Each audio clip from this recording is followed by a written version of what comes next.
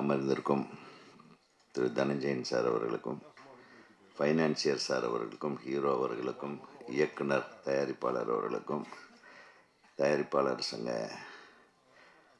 செயற்குழு உறுப்பினர் ராஜா அவர்களுக்கும், தம்பி ஜெகன் அவர்களுக்கும், பாப்பி அவர்களுக்கும், ஃபைட் மாஸ்டர் அவர்களுக்கும், மாஸ்டர் நடிகர்களுக்கும், ஹீரோ அவர்களுக்கும், என்னுடைய அன்பு தம்பி கண்ணன் அவர்களுக்கும், ட்ரெண்ட் மியூசிக் நிறுவனத்தின்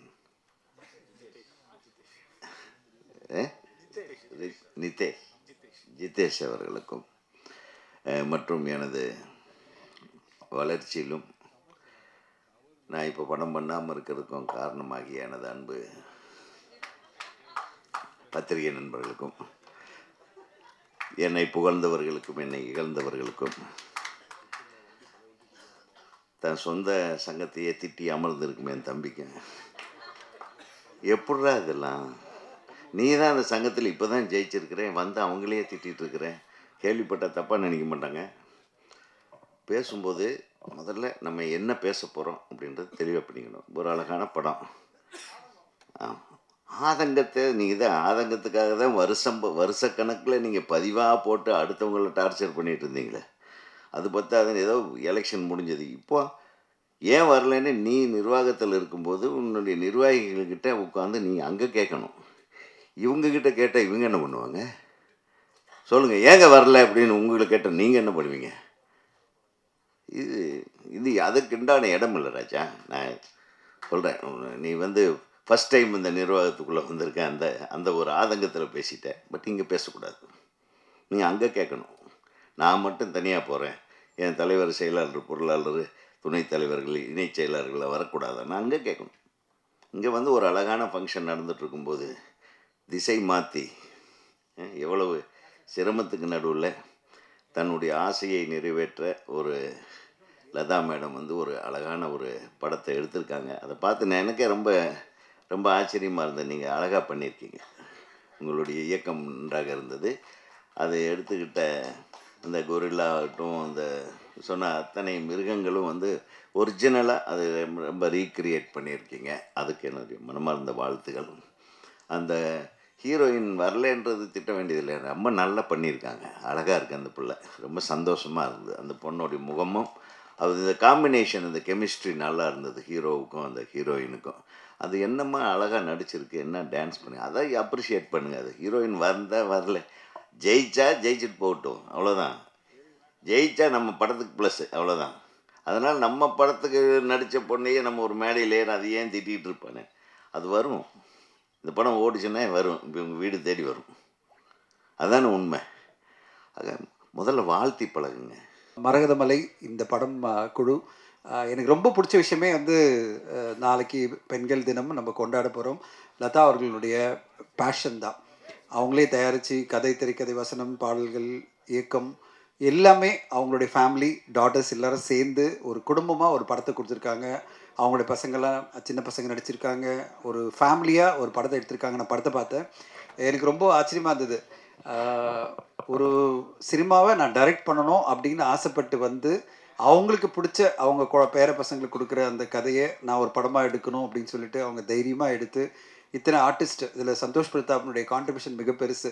அந்த மாதிரி ஒரு பேஷனோட ஒருத்தர் வந்திருக்காங்கன்னா அவங்களுக்கு சப்போர்ட்டாக நம்ம இருப்போம்னு சொல்லிட்டு அதில் ஹீரோவாக அவரே கொரியோகிராஃபி பண்ணுறதும் ஆக்ஷன் பண்ணுறதும் சரி, படத்தில் வந்து பல விஷயங்கள், இன்ட்ரெஸ்டிங்கான விஷயங்கள் இருக்குது.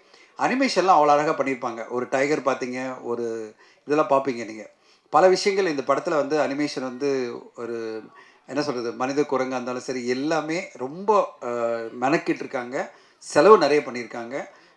இதில் மிகப்பெரிய சப்போர்ட் வந்து கண்ணன் சார், ஆர் கண்ணன் வந்து அவங்க ஹெல்ப் கேட்டிருக்காங்க.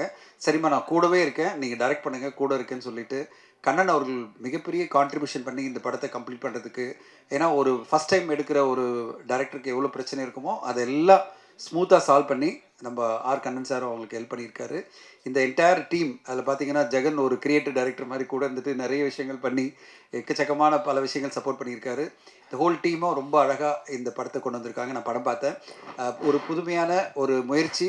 அதை விட முக்கியமாக இந்த மாதிரி படங்கள் நம்ம பார்த்ததே இல்லை. இந்த மாதிரி படங்களை நம்ம சந்திச்சிருக்க மாட்டோம். ஆனால் அவங்க ஃபேண்டஸியாக உருவாக்கின ஒரு கதையை சின்சியராக ஹார்ட் ஒர்க் பண்ணி அந்த படத்தை நம்மளுக்கு கொண்டு வராங்க. இந்த டைமில் உதயகுமார் சார் ரொம்ப ராஜாவை போவும் கடிச்சிட்டாரு. என்னென்னா ராஜா வந்து ஒரு என்ன சொல்கிறது பர்சிஸ்டண்ட்டான ஒரு கம்யூனிகேட்டர். எங்கள் ப்ரொடியூசர்ஸ் குரூப்பில் வந்து பெர்சிஸ்டண்ட்டாக போட்டுகிட்டே இருப்பார். இது மாதிரி நடக்கணும், அந்த மாதிரி நடக்கணும், அந்த மாதிரி நடக்கணும்னு. அதுவே எல்லாருக்கும் பிடிச்சிருந்தது. சரி ராஜா இவ்வளோ சொல்கிறாருல்ல, ஜெயிச்சு வரட்டும்னு சொல்லிட்டு அவர் ஜெயிக்க வச்சுருக்காங்க. ஜெயிச்சு இன்னைக்கு ஈசி மெம்பராக அவர் வந்திருக்காரு. அந்த ஈசி மெம்பராக வந்த உடனே அவருக்கு ஆர்வம், பயங்கர ஆர்வம், நிறைய சேஞ்ச் வரணும், இந்த இண்டஸ்ட்ரியில் மாற்றம் வரணும் அப்படின்ற ஒரு ஆர்வத்தில் தடன்னு பேசுகிறாரு. இண்டஸ்ட்ரி கொஞ்சம் கொஞ்சமாக அவரை சமாதானமாக்கும். கொஞ்சம் கொஞ்சமாக நிலவரம் புரிய வரும்.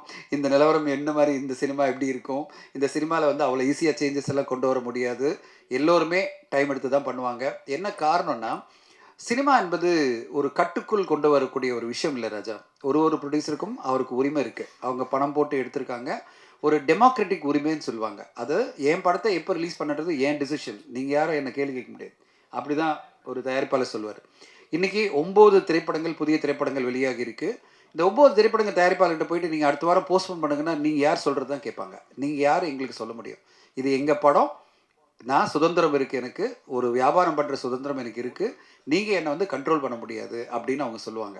அப்போது மிகப்பெரிய பிரச்சனை. இந்த ரிலீஸ் ரெகுலேஷன்லாம் பண்ணி ஒரு பெரிய தோல்வி அடைஞ்சது. தமிழ் திரைப்பட தயாரிப்பாளர் சங்கத்தில் நம்ம வந்து ரிலீஸ் ரெகுலேஷன் கொண்டு வரும்போது பெரிய பெரிய தயாரிப்பாளர்களே அது எதிர்ப்பாக இருந்து அதை தோல்வி அடைய வச்சாங்க. அவங்க ரிலீஸ் டேட் போட்டு வந்துட்டே இருந்தாங்க, ரிலீஸ் பண்ணாங்க. இதை ஃபாலோ பண்ண சின்ன தயாரிப்பாளர்கள் தான் பாதிக்கப்பட்டாங்க. ரிலீஸ் ரெகுலேஷனை பெரிய தயாரிப்பாளர்கள்லாம் தூக்கி போட்டு மிதித்து எங்கள் தேதி இந்த தேதி நாங்கள் மாற்றி வருவோம், நீ யார் என்ன சொல்கிறது அப்படின்னு சொல்லிட்டு போட்டு முடிச்சிட்டாங்க. அதனால் சுய கட்டுப்பாடு தான் ஒரு இண்டஸ்ட்ரியை மாற்றும். சுய கட்டுப்பாடு அப்படின்றது தயாரிப்பாளர்களும் எல்லோருமே, இதில் இருக்கிற எல்லோருமே. இன்றைக்கி 9 திரைப்படம் வந்திருக்குன்னா அந்த தயாரிப்பாளர் தான் சுய கட்டுப்பாடோடு வரணும். இப்போ எல்லாருமே ஆடியன்ஸே கவனிக்க மாட்டாங்க. எக்ஸாம் சீசன் போயிட்டுருக்கு, அரசியல் பரபரப்பாக போயிட்டுருக்கு, பல பிரச்சனைகள் இருக்குது. இந்த நேரத்தில் நம்ம 9 திரைப்படம் வருது, யார் அதை கவனிப்பாங்க அப்படின்ற ஒரு எண்ணத்தில் ஓகே நம்ம அனௌன்ஸ் பண்ணோம், ஓகே இன்னும் 4 பேர் போட்டாங்க, பரவாயில்ல இன்னொரு வாரம் வருவோம் அப்படின்ற ஒரு சுய கட்டுப்பாடோட, சுய டிசிப்ளினோட நம்ம போஸ்ட்போன் பண்ணிக்கிட்டால் ஓகே.